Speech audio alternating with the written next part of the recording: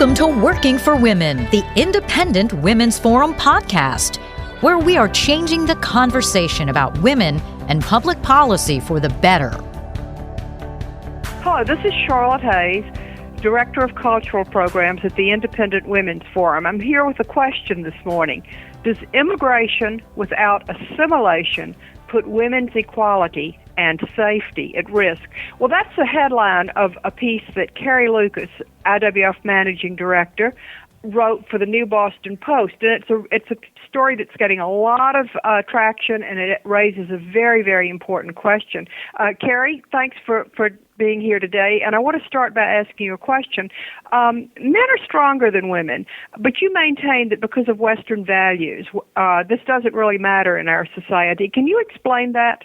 Yeah, you know, it's interesting. As you know, Charlotte, I've got 5 kids, including a couple of daughters. One of my oldest daughters just turned 10, and I had this conversation with her recently where she was all angry about this idea that her class for gym was being separated into a boys' gym class and a girls' gym class, and she was saying, you know, that's wrong, Mom. You know, anything girls can do, we can do just as well as the boys. And I said, you know, that's true a lot of the time, but not when it comes to a lot of athletics. Girls can be great sports athletes and can play a lot of team sports, and that's a great thing to do. But when it comes down to raw physical strength, men are stronger than women, and that's just a fact of life. And she was very resistant to this idea, and I thought, boy, you know, that's a really kind of an interesting thing, because I think we all know, especially as we grow up, there's you know, this is a fact of life, and this is one of the reasons I explained to her. I'm like, this doesn't mean that women are lesser than men. It means Dad has to carry the suitcases a lot of the time, and men do a lot of hard things because they're able to lift more, but that's a reality. But I was thinking that it's this luxury that my daughter isn't aware of, the fact that that men are stronger than women, because she's never seen a man take advantage of that power. She's never seen somebody, or her dad's never made it known that he was stronger than me in any way that would be threatening. And that's really is a luxury of that women today enjoy. But it gives us a little bit, I don't know, we can get careless and not appreciating this fact, and you know, and not recognizing some of the dangers that are out there for women. Well, Carrie, I think what you're talking about right now has a lot of relevance for what happened in Cologne, the assaults on women. And I thought maybe you could sort of give us a brief recap of Cologne and tell us why this is relevant with regard to the fact that in the West we really our liberal values mean that women very rarely have to fear men. Yeah, you know, and certainly, you know, it's interesting, Charlotte. As you know, I live here in Germany right now. I'm currently living in Berlin, Germany, and but it's, you know, very much like America, and having this you know, a very you know, Western and very liberal idea. Men are very polite, and there's this idea that you know, men ought not ever hurt a woman or use their physical strength. That would be inappropriate and jailable if they were to abuse a woman. And of course, we know, in spite of these laws, that bad things happen. There are certainly guys who hurt women. Violence against women remains a problem in the United States as well as in Germany. But the thing is, our society you know, we think it's terrible. And anybody who is known to be a wife beater or a rapist faces the force of law. He's going to be thrown in jail, but he's also going to be considered a social pariah. It is absolutely unacceptable in our society to do this. But, you know, it's interesting because here in Germany, there's been a big conversation about immigration and migration, what to do about the refugees who are coming to Europe, and that Germany is welcoming.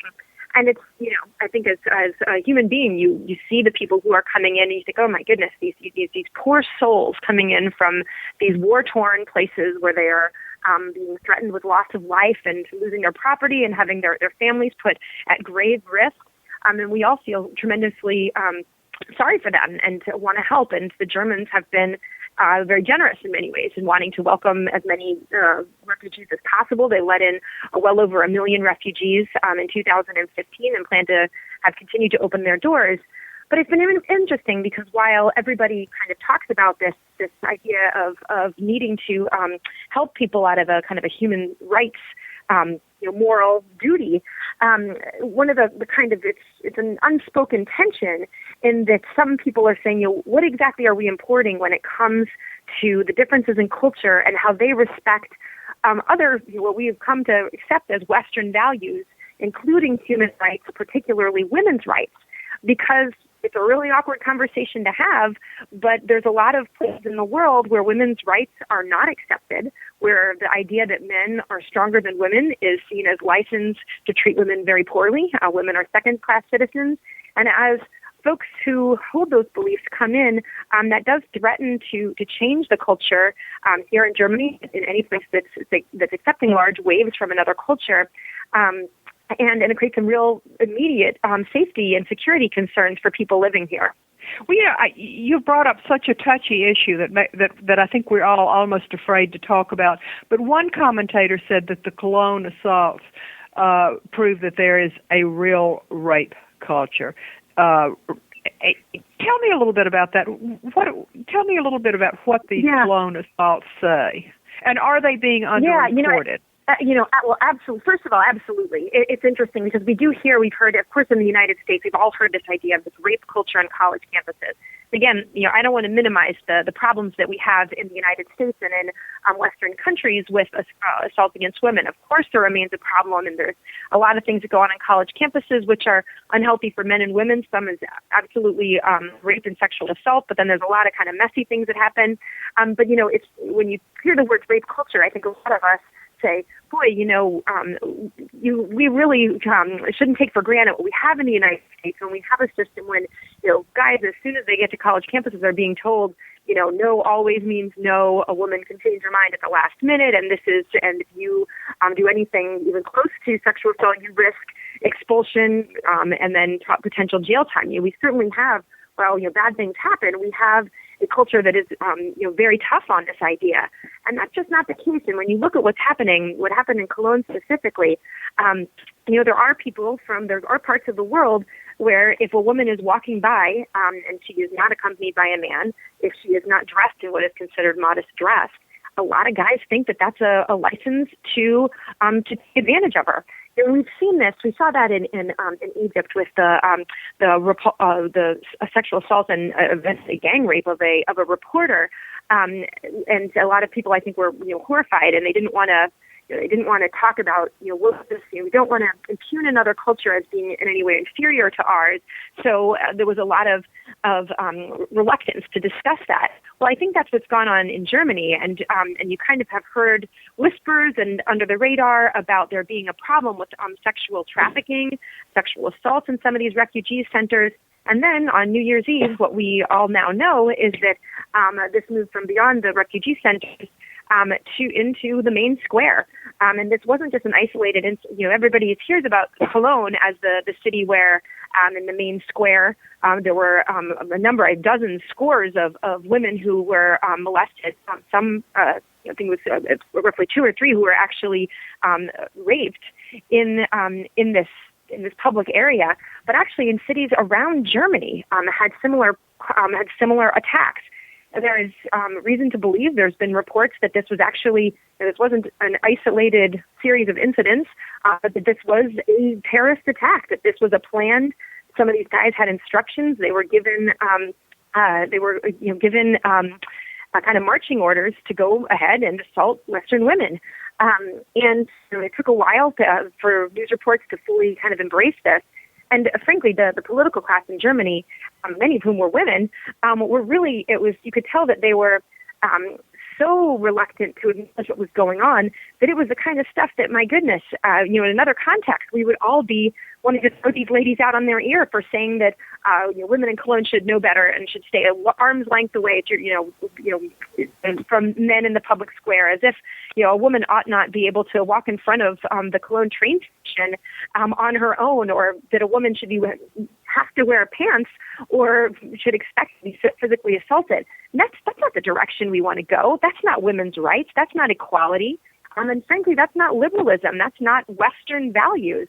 And we need to be able to, I think, say that and really, especially if we want to be a culture that does continue to accept people, refugees and new immigrants, we better be willing to speak very plainly about what is better about Western culture, that there is something superior. And one of those things is that we treat women with respect. And it seems that there's this clash. People are very uncomfortable with that idea. And it's just interesting that, I'm waiting for kind of the feminist movement in America and here in Germany to speak up a little louder, because it's women who are at the front lines of this and can pay an incredibly large cost. Carrie, I was interested that the feminists really haven't been able to find a response to this. There was one feminist blogger who I thought treated it in an almost frivolous way. She referred to men as the penised ones and suggested, in light of this Cologne thing, that men should have a curfew. I mean, this is not really funny. What about responses like this that sort of treat the people in Cologne like sort of naughty college boys? This is bad and inadequate, isn't it? It absolutely is. I also think it's one of those the glossing over kind of the whitewashing of our current situation, because it's not every man. Certainly, it's not everybody as if women the penised ones, as if men are all these horrible animals that we've got to figure out how to properly neuter and control. In fact, it's interesting when you think about how it is that we in the West have been able to make it so, most women never have to think about this idea that almost any man you meet could overpower you. If you're walking around, if you're an average woman, almost any man you see could take advantage of you and use his physical strength. But we never think about this. And that's because of our culture. And it's also because of strong men who won't accept that. It's guys, it's our police force, it's the men in our lives, it's a culture of other men who have accepted, hey, you're not allowed to take advantage of women, and if you do, other men are going to throw you in jail. They're going to use guns, they're going to use their own physical strength to subdue you. So women, it's not all men who are the problems. They don't all need to. If you were the women in Cologne, I'm sure they wish there were more tough guys out there ready to stand up and defend them. It's not. We need to not be sexist, frankly, and lump all men into one category. We're really talking about a cultural problem, and it's not all men. It was a specific group of men. It's men from the Middle East who don't see women as their equals and consider it their right to attack a woman who's walking in front of them. That's the problem, and if we can't say it, boy, we've got a really big, tough road ahead of us, because we need to be able to at least speak plainly about something like this. So, Carrie, this is all very serious. How does it play into the issue of immigration? Yeah, it's interesting, because here in the United States, this is a relatively minor part of the story. Obviously, when we talk about immigration in the United States, mostly what we're talking about is immigration from South America. And this is not in South America. They have their own problems, of course, just like we have our problems in the West. But this isn't a culture that devalues women in the same way that the problems that we're speaking of. So it doesn't have an immediate relevance. Although I do think it's important, as we're talking about the kind of general appreciation for Western values.